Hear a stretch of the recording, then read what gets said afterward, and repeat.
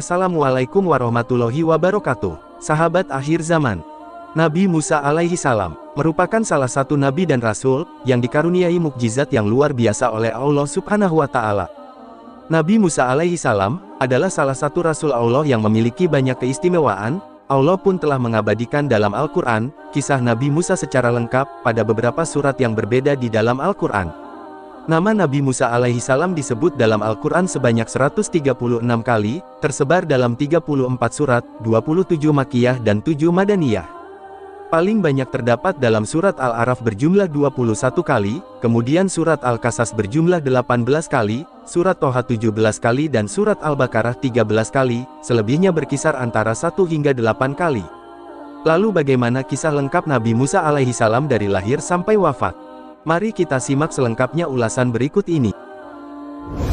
Kisah Nabi Musa alaihi salam membunuh pemuda dari kaum Fir'aun. Kisah ini disebutkan dalam Al-Quran surat Al-Qasas ayat 14 hingga ayat 28. Diceritakan bahwa, ketika berjalan-jalan kota Mesir, Musa mendapati ada dua orang laki-laki sedang berkelahi. Satu dari kalangan Bani Israel, sedangkan yang satunya dari kalangan kaum Fir'aun. Musa pun mendekati mereka berdua. Seorang dari golongan Bani Israel yang berkelahi tersebut berkata, "Wahai Musa, tolonglah aku." Musa berniat membantu karena kasihan melihat kaumnya sedang terdesak. Lalu Musa meninju wajah orang dari kaum Fir'aun. Dengan sekali pukulan, tak disangka, orang tersebut jatuh dan langsung meninggal dunia. Musa pun menyesal atas perbuatannya, lalu berdoa, "Ya Allah, aku terpengaruh bisikan setan, tolong ampuni perbuatanku." Musa bertaubat atas perbuatan yang tidak sengaja dilakukan. Dan Allah Subhanahu wa ta'ala mengampuninya, seperti yang disebutkan dalam Al-Quran surat Al-Qasas ayat 16. Allah berfirman, "Dia Musa berdoa, 'Ya Tuhanku, sesungguhnya aku telah menzalimi diriku sendiri, maka ampunilah aku.' Maka dia Allah mengampuninya, sungguh Allah, dialah yang maha pengampun maha penyayang." Keesokan harinya, Musa berjalan-jalan di kota dengan perasaan was-was, lalu Musa melihat, Bani Israel yang ditolongnya kemarin, berkelahi lagi dengan orang dari kaum Fir'aun. Bani Israel itu meminta pertolongan lagi kepada Musa. Ketika Musa hendak memukul orang dari kaum Fir'aun, dia berkata, "Wahai Musa, apakah engkau bermaksud membunuhku, sebagaimana kemarin engkau membunuh seseorang?" Musa terdiam. Sementara itu, orang yang menjadi musuh Bani Israel meninggalkan Musa dan Bani Israel. Setelah mendengar bahwa Musa membunuh orang dari kaum Fir'aun, maka Fir'aun sangat marah, dan semakin yakin bahwa Musa adalah anak laki-laki yang telah diramalkan akan menjatuhkan kekuasaannya. Fir'aun memerintahkan pengawalnya untuk menangkap Musa, "Cepat tangkap Musa dan bawa ke hadapanku." Seorang laki-laki datang dari ujung kota, seraya berkata, "Wahai Musa, sesungguhnya para pembesar negeri sedang berunding tentang engkau, untuk membunuhmu, maka keluarlah dari kota ini." Maka Musa bergegas meninggalkan Mesir. Selama di perjalanan, Musa terus berdoa kepada Allah, agar diselamatkan dari Fir'aun dan orang-orangnya. Kemudian, sampailah Musa di sebuah kota, bernama Madian. Musa kehausan, ia mencari sumber air dan menemukan sebuah sumur yang ramai oleh pengembala ternak. Mereka memberi minum ternak-ternaknya sampai kenyang. Tampak di belakang, dua orang perempuan menunggu giliran. Timbullah rasa iba dari diri Musa melihatnya.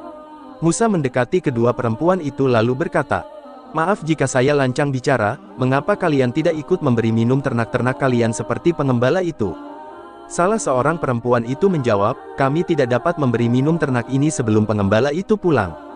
Tanpa menunggu para pengembala itu pergi, Musa ikut menimba air dari sumur dan memasukkan air ke timba besar. Kemudian, Musa memberi minum ternak-ternak itu, hingga ternak-ternak itu merasa kenyang. Lalu kedua perempuan itu mengucapkan terima kasih kepada Musa. Setelah kedua perempuan itu berpamitan pulang, Musa menyadari bahwa ia telah berjalan cukup jauh, tanpa bekal sedikit pun. Sehingga membuat perutnya keroncongan. Musa berteduh di sebuah pohon, dan berdoa kepada Allah. Seperti yang disebutkan dalam Al-Quran surat Al-Qasas ayat 24. "Ya Tuhanku, sesungguhnya aku sangat memerlukan sesuatu kebaikan, makanan, yang engkau turunkan kepadaku." Sesampainya di rumah, kedua perempuan itu menceritakan kepada ayahnya, kejadian yang baru saja terjadi. Kemudian, sang ayah meminta anaknya mengundang Musa, untuk makan di rumahnya. Datanglah kepada Musa, salah seorang dari kedua perempuan itu berjalan dengan malu-malu. Dia berkata, "Sesungguhnya ayahku mengundangmu, untuk memberi balasan sebagai imbalan atas kebaikanmu yang memberi minum ternak kami." Allah Subhanahu wa Ta'ala menjawab doa Musa melalui perantara dua orang perempuan yang ditolongnya. Musa pun menerima undangan kedua perempuan itu. Sesampainya di rumah mereka, Musa memperkenalkan diri dengan sopan kepada sang ayah. Sang ayah bertanya kepada Musa tentang urusannya di kota Madian. Lalu Musa menceritakan tentang siapa dirinya dan penyebabnya sampai di kota Madian. Sang ayah berkata, "Wahai Musa, janganlah kamu takut dan khawatir, sesungguhnya Allah telah menyelamatkanmu dari orang-orang yang zalim itu." Dan salah seorang dari kedua perempuan itu berkata, "Wahai ayahku, jadikanlah dia sebagai pekerja pada kita, sesungguhnya orang yang paling baik yang engkau ambil sebagai pekerja pada kita ialah orang yang kuat dan dapat dipercaya." Seperti yang disebutkan dalam Al-Quran Surat Al-Qasas ayat 27. Dia, Syekh Madian, berkata, "Sesungguhnya, aku bermaksud ingin menikahkan engkau dengan salah seorang dari kedua anak perempuanku ini. Dengan ketentuan, bahwa engkau bekerja padaku selama 8 tahun, dan jika engkau sempurnakan 10 tahun, maka itu adalah suatu kebaikan darimu, dan aku tidak bermaksud memberatkan engkau, insya Allah, engkau akan mendapatiku termasuk orang yang baik." Kemudian Musa menjawab. Musa berkata, "Itu perjanjian antara aku dan engkau, yang mana saja dari kedua waktu yang ditentukan itu yang aku sempurnakan, maka tidak ada tuntutan tambahan atas diriku lagi, dan Allah menjadi saksi atas apa yang kita ucapkan." Setelah jamuan makan berakhir, Musa tinggal dan bekerja di rumah itu, mengurus semua hewan ternak yang jumlahnya sangat banyak. Tak terasa Musa sudah bekerja 8-10 tahun, dan Musa pun dinikahkan oleh sang ayah dengan salah satu dari anak perempuannya, sesuai dengan kesepakatan mereka. Demikian akhir kisah dari Musa, yang keluar dari kota Mesir dan hidup di kota Madian menurut Al-Quran.